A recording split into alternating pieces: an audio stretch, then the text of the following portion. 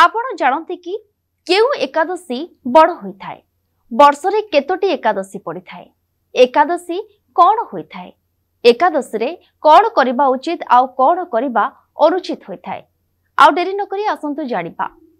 हाँ आज्ञा कार्तिक मास को पुण्यर मास बोली कहा जाए। एई पुण्यर मासरे अनेक धार्मिक कार्य मध्य करा जाय थाए। हेले आपण जानिछन्ति कि ए कार्तिक मासरे पड़ुथिबा सबुठारो बड़ एकादशी को बड़ काहेकि कहा जाए।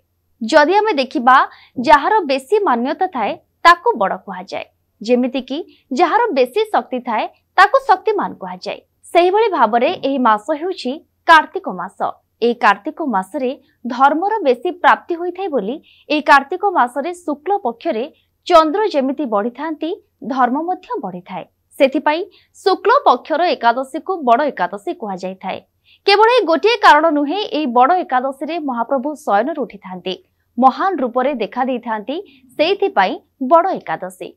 आउ एक कारण हैला श्रीक्षेत्र रे महाप्रभु विराजमान करिसंती। महाप्रभुंकर दुई थर बड़सिंहार बेश हुए, गोटिए बल्लभ बड़सिंहार बेश आउ गोटे बड़सिंहार बेश होइथाए। बड़ एकादशी रे महाप्रभु लक्ष्मी नारायण बेश होइथांती जाहाकू ठियाकिया बेश बोली कहा जाए। महण महण सुनारे सजे होइथांती महाप्रभु। सेइथिपाई ए बड़ एकादशी रे महाप्रभु बड़ बेशरे श्रद्धालु को दर्शन देइथांती।